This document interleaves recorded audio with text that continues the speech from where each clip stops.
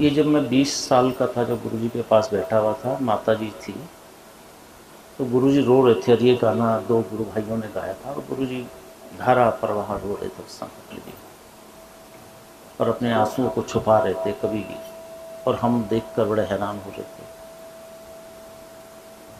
Attachment attachment कितनी वेदनात्मक भी होती है और प्रफुल्लित करने वाली भी होती है। अटैचमेंट अगर वाकई ही अगर कभी समझो तो गुरु और शिष्य की ही होती है। अटैचमेंट सब कुछ खोने की, कुछ मांगने की, वादा करो चांद के सामने कि भुला तो न दोगे मेरे प्यार को। तो हम ये उस समय हम रो रहे थे, मुझे याद है 20-22 साल का हूँगा, हम रो रहे थे। और चांद कौन? माता जी, कि माता जी के सामने वादा करो कि हमें तो ना भुला दोगे। पर हम रो तो रहे थे, किंतु हमसे ज़्यादा गुरु जी रो रहे थे। अब वो वादा करें या ना करें। गुरु तो समस्त चीज़ों को देने वाला व्यक्तित्व होता है, महाप्राण होता है, ब्रह्मांड की रचना करने वाला होता है। वो बिलखता है, मुझे अचानक उस समय की याद आ गई। वो बिलखता है, रोता है कि मैं उस धरा से इसको ले जाऊं, वहाँ तक ले जाऊं, पूर्णता की तरफ ले जाऊं।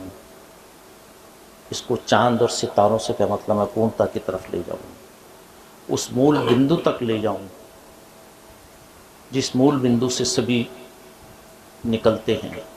वो मूल स्वरूप तक ले जाऊं, वो ईश्वरी शक्ति जिसको बिंदात्मक शब्द कहते हैं, समाज इसको ब्लैक होल कहता है। ब्लैक होल बिंदुआत्मक शक्ति तक पहुंचाने की क्रिया गुरु कहते हैं। वहाँ तक ले जाऊं, और वहाँ तक वादा करना प्रचंड गुरु की बात होती है, प्रचंड संत की बात होती है। तो ये गाना उस समय का फिल्माया गया था, आज से 60 साल पहले, 50 साल पहले की बात। वादा करो चांद के सामने। चांद, अब चांद ऊपर तो चांद हम माता जी थी, कर लो वादा उनके सामने कि हमें भुला तो नहीं दोगी। उनकी तबीयत भी खराब हो रही थी और रो रहे थे, क्या बात है। अटैचमेंट, तो मुझे अचानक एक बात आ गई। तो जब भी ये गाना आता है तो मुझे भी अच्छा लगता है और रोने का भाव आ जाता है कि अटैचमेंट कितनी चीज़ होती है। जैसे माँ और बेटे के अटैचमेंट होता है, माँ की अटैचमेंट होती है, पति की अटैचमेंट नहीं होती बेटे के साथ, बच्चों के साथ। पति तो एक सुरक्षात्मक घेरा बनाता है, माँ अटैचमेंट होती है। माँ ने बच्चे का जन्म दिया होता है, नाभि के द्वारा संस्कार देती है।